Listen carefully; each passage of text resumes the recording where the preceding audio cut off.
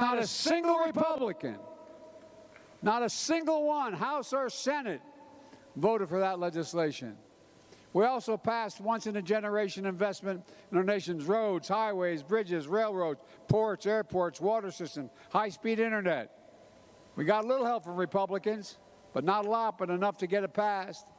But the truth is, there are a lot more Republicans taking credit for that bill than we actually voted for it.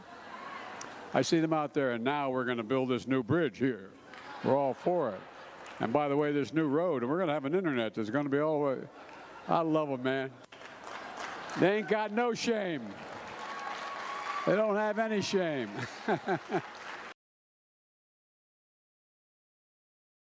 Having fun. Look what Biden is doing there in one little video. He's touting the achievements that they were able to get passed. I may quibble with some of the ways that they presented it, but he's talking about the things that they've done. He's pointing out the hypocrisy and having fun with it.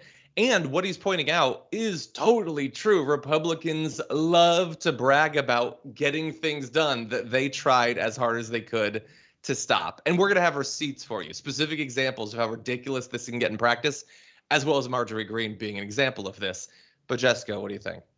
Yeah, before we get into the details about why what he said was good and effective, what are they feeding him? I mean, this plays like a stand-up. He even changed his voice and did like the Dave Chappelle when he does the white guy voice, when he's impersonating Republicans. It is like Dark Brandon's doing stand-up. The only thing this video is missing is a pause with the laser eyes.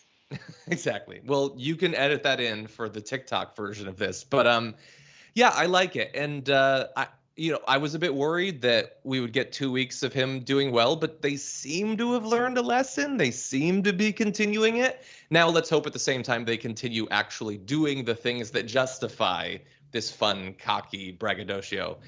But in any event, now let's get to the even more fun part, which is the actual Republicans who are doing what he's mocking, starting with Marjorie Greene.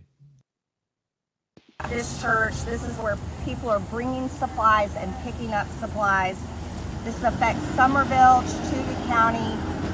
What we need you to know is if you have not turned in your damage assessment, those numbers are needed for FEMA. You again can go to my website, green.house.gov. Green has an E on the end, and it lists out all the resources, all the government agencies, every phone number you need. And if you're someone that you're trapped at home, you just don't have a car, you're not able to get a ride, call the 911 center here in Somerville, and they will route you out, and we'll make sure that supplies get brought to you. Yes, so what Marjorie Greene is talking about there is for real. In Georgia, there is flooding. People need help. That's what the government is about, is when a disaster strikes, you're not just left to the chaos winds. There's some sort of support structure that she has tried to stop from being established. She voted against H.R. 5305, the Extending Government Funding and Delivering Emergency Assistance Act. And this is what they always do. Even in the most ridiculous, like, I understand they're not going to vote for, climate change legislation or whatever. They're not going to support student debt cancellation because they absolutely despise the working class. I get that they're not going to do that. But they routinely vote against disaster funding, even like that will benefit their state, but especially if it doesn't. I mean, how frequently have we had the government trying to put money towards, recovering after a hurricane or something? They vote against it. And then the second, what do you know? Nobody could have predicted it. Their state is hit by a natural disaster. Suddenly they come running to the federal government asking for money. Marjorie Greene should be doing what she's doing. For once, she's serving sort of the role of an elected official, telling people how they can get help, but not telling them that if it were up to her, that help would not be available. Right. And plugging it on her website as well, her campaign website. Go to MarjorieTaylorGreene.com. Not explaining to people where those resources or money originally came from, but doing it for votes, saying, go to my website, this is coming from me. Republicans have been talking a lot, complaining about inflation. This is the big one. I talk about inflation a lot, so I'm going to focus on that.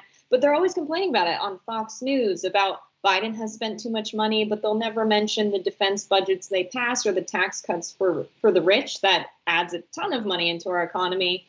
And they support Powell raising rates, which, by the way, Powell was appointed by Trump and is still in office. That's going to strain the economy even further and increase unemployment, which is a huge issue. And the reason working people will relate to Republicans when they're upset about inflation is because the effect of inflation is people can't afford what they need. But if the solution is to just let Powell raise rates, the consequence of that is unemployment will increase, people will have less jobs, there will be more competition, and the wages will go down. So the problem remains that people can't get what they need to live. They can't afford housing or food or energy. And so Republicans are absolutely not doing anything about this because Powell admitted that it's in the hands of Congress, and raising rates isn't what we need to do to resolve inflation because it's not a demand problem. The only people who can take action about current inflation and do something to address the supply side of this are Congress, but they're doing nothing but complaining and blaming the Biden administration. So it's amazing that now we have Dark Brandon calling them out on their hypocrisy here. Yeah. You know, why don't we call out more of the hypocrisy? They've got no shame, Dark Brandon says as he mocks Republicans for claiming credit for things they tried to stop. But this isn't a new thing, by the way. Republicans have been doing this for a long time. It's just way easier to identify it when it's happening on social media. But there's actually a website, GOP voted no, tookthedough.com, identifies a lot of examples of this. So Gary Palmer, Republican congressman, promoted almost $400 million in highway project funding provided by the infrastructure bill that, of course, he voted against. He called it a, quote, wasteful expansion of government control of our lives that I was totally enthusiastic part of. And you should vote for me again because I got that government control of your lives. Michelle Steele took credit for $8.3 million in funding to dredge Newport Harbor. She voted against it, of course. Ashley Hinson claimed she helped lead efforts to get game-changing investments for dam modernization. She called the bill, which she voted against, socialist and Washington gamesmanship at its worst. I don't know. I don't think that was the worst gamesmanship. I think the claiming credit for it after calling it gamesmanship is a little bit worse gamesmanship, actually.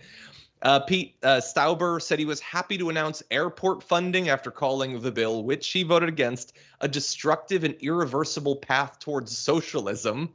I guess some of the socialism isn't that bad, I suppose. Kate Granger called the bill that would eventually deliver over $400 million in flood control investment that she likes a liberal wish list of radical spending. I guess that part wasn't radical. Tony Gonzalez thought that the bill would make matters worse and hold our country back. And now he has that bill's back, actually, in promoting it.